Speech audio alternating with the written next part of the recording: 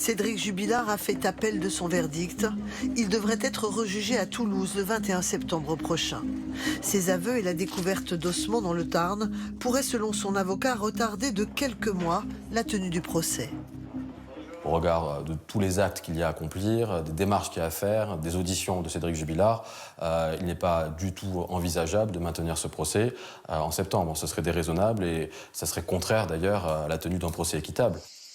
Pour certains proches de la victime, rien ne justifie le report de l'audience.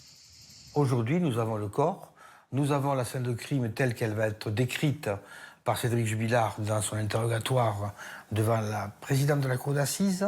Donc nous avons un dossier qui est complet. Donc nous pouvons juger en septembre.